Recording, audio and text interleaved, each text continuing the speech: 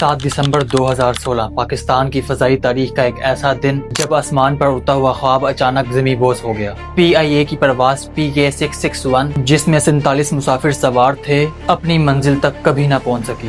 PIA کا ایک جہاز چترال سے اسلام آباد جا رہا تھا۔ اس جہاز کو 3:30 بجے چترال سے اڑنا تھا اور 4:40 پر اسلام آباد لینڈ کرنا تھا، یعنی 1 گھنٹے 10 منٹ کا سفر۔ اس جہاز میں ٹوٹل 47 لوگ سوار تھے، 42 مسافر اور 5 لوگ جہاز کے عملے میں سے تھے، اور ان مسافروں میں جنید جمشید بھی موجود تھے۔ ان کے علاوہ چترال کے ڈپٹی کمشنر بھی جہاز میں سوار تھے۔ یہ جہاز ایک مرتبہ 2009 میں لاہور میں لینڈ کرتے ہوئے ڈیمیج ہوا تھا اور 2014 میں بھی اس کا انجن فیلئر ہوا تھا، لیکن بعد میں اس کے انجن کو ریپلیس کر دیا گیا تھا۔ جہاز کے کیپٹن 43 سالہ ساحل جنجوا تھے۔ جہاز کے کو پائلٹ علی اکرم تھے۔ اس جہاز میں ایک ٹریننگ پائلٹ بھی موجود تھا، 26 سال کا احمد منصور۔ ان کے علاوہ جہاز میں 2 فلائٹ اٹینڈنٹس بھی تھی، صدف فاروق اور آسما عادل۔ یہ جہاز چترال سے 3:38 پر ٹیک آف کر چکا تھا۔ سب کچھ معمول کے مطابق چل رہا تھا اور اس وقت موسم بھی ٹھیک تھا، لیکن اس وقت جہاز میں بیٹھے 47 لوگ یہ بات کہاں جانتے تھے کہ یہ سفر ان کی زندگی کا آخری سفر ہے۔ یہ جہاز 13,375 فٹ کی بلندی پر پہاڑوں کے اوپر اڑ رہا تھا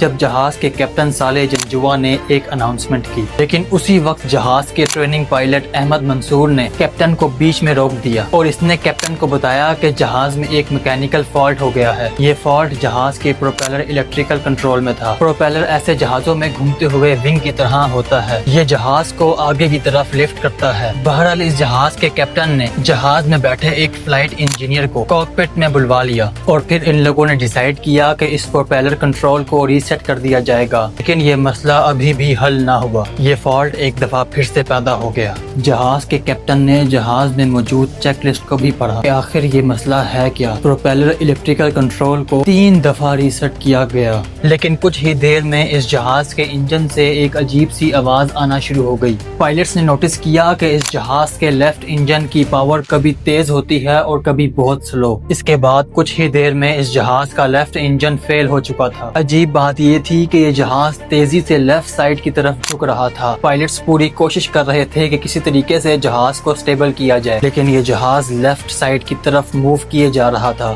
پائلٹس کی سمجھ سے باہر تھا کہ آخر اس جہاز کو ہوا کیا ہے۔ اس کے بعد کچھ ایسا ہوا کہ جس نے ان پائلٹس کو ہلا کر رکھ دیا۔ یہ جہاز جو لگاتار لیفٹ سائیڈ کی طرف جھک رہا تھا اور پائلٹس اس کو پوری فورس کے ساتھ رائٹ سائیڈ کی طرف موڑنا چاہ رہے تھے، اچانک سے یہ جہاز ٹھیک ہو گیا، یعنی اس نے لیفٹ سائیڈ کی طرف جھکنا بند کر دیا۔ لیکن اس سے ہوا یہ کہ جہاز اچانک رائٹ سائیڈ کی طرف جھک گیا، کیونکہ پائلٹس اس کو آلریڈی رائٹ سائیڈ کی طرف موو کرنا چاہ رہے تھے، اور پھر یہ جہاز دیکھتے ہی دیکھتے رائٹ سائیڈ کی طرف پوری طرح سے الٹا ہو گیا اور نیچے گرنا شروع ہو گیا۔ پھر اگلے 24 سیکنڈز تک یہ جہاز لگاتار نیچے گرتا رہا، لیکن یہاں بھی پائلٹس نے پھر کسی طریقے سے اس کو کنٹرول کر لیا۔ سوچنے والی بات تو یہ ہے کہ جہاز میں بیٹھے مسافروں کا اس وقت کیا حال ہوگا جب جہاز الٹا ہوتے ہوئے نیچے کی طرف جا رہا ہوگا۔ اس وقت پائلٹ کی آوازیں بھی لڑکھڑا رہی تھی۔ ایسا محسوس ہو رہا تھا کہ پائلٹس کو اندازہ ہو گیا ہے یہ جہاز اب کریش ہونے والا ہے۔ کچھ ہی سیکنڈز کے بعد یہ جہاز کنٹرول سے باہر ہو چکا تھا۔ یہ پھر سے لیفٹ سائیڈ کی طرف جھکنا شروع ہو گیا۔ جہاز اس وقت بہت کم اونچائی پر تھا، لیکن جہاز کے پائلٹس ابھی بھی جہاز کو کنٹرول کرنے کی کوشش میں تھے۔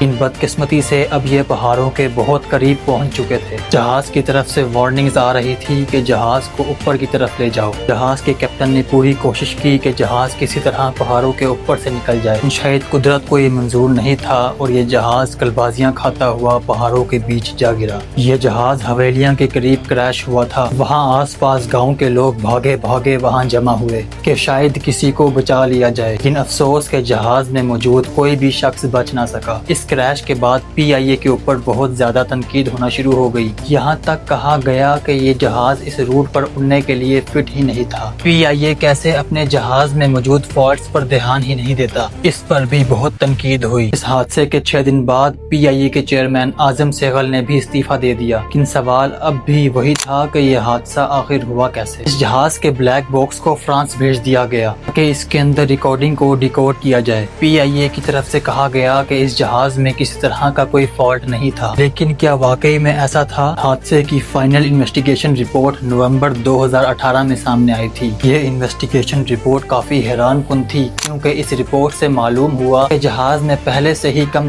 3 फॉल्ट्स मौजूद थे, जिसकी वजह से ये हादसा पेश आया। जहाज के लेफ्ट इंजन के टरबाइन ग्रेड में एक फ्रैक्चर हुआ था। इस जहाज के इंजन को बनाने वाली कंपनी ब्रैट एंड विटनी ने बताया कि दुनिया भर में जहां जहां ये जहाज थे, इनके इंजन के प्लेट्स में एक मसला था। अगर इनका टरबाइन 10,000 घंटों से ज्यादा चल जाए तो इंजन के ब्लेड्स में फ्रैक्चर हो जाएगा। 2015 में इस कंपनी ने तमाम जहाजों के मालिकान को इन जहाजों के ब्लेड्स चेंज करने का भी कहा था।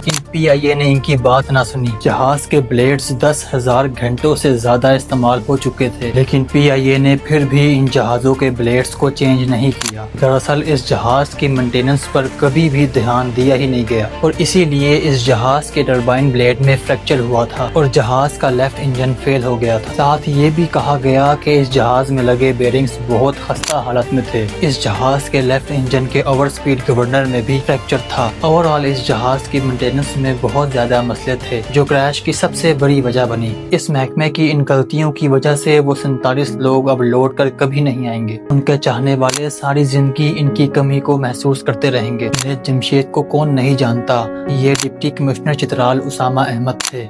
ये आयशा जो बहुत जल्द अपने शोहर के पास कनाडा जाने वाली थी। इनका नाम एहतरामुल हक था, जो कराची यूनिवर्सिटी के ग्रेजुएट थे। ये नुमान शफीक जो के इंजीनियर थे और ये चित्राल के एक स्कूल टीचर फरहान अजीज, जिनकी बेटी भी साथ इसी हादसे में वफात पा गई। एक पूरी लिस्ट है इन मासूम लोगों की जो आज किसी और की गलती की वजह से हम लोगों में शामिल नहीं है। PK661 सिर्फ एक फजाई हादसा नहीं था, बल्कि ये हमें याद दिलाता है कि जिंदगी कितनी नाजुक है। हर परवाज मंजिल तक पहुँचे ये मुमकिन नहीं।